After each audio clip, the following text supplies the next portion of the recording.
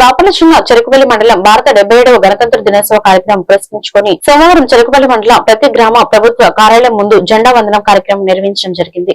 అలాగే చెరుకుపల్లి మండల జిల్లా ప్రజా పరిషత్ కార్యాలయం, సబ్ రిజిస్టర్ కార్యాలయం మరియు తహసీల్దార్ కార్యాలయం వద్ద త్రివర్ణ పతాకాన్ని ఎగురవేసి భక్తి శ్రద్ధలతో సెల్యూట్ చేసి పతాక ఆవిష్కరణ చేయడం జరిగింది.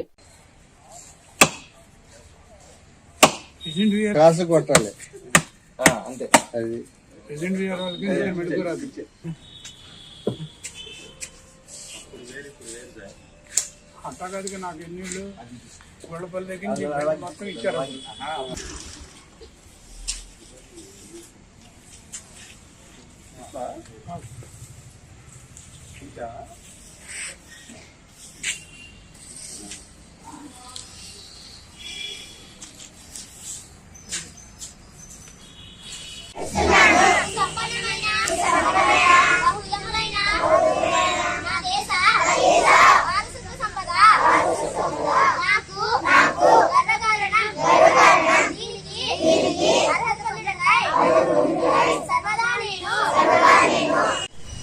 ఈ రాజ్యాంగాన్ని రాయటం జరిగింది. రాజ్యాంగంలో సారాంశం ఏంటంటే భారత ప్రజలైన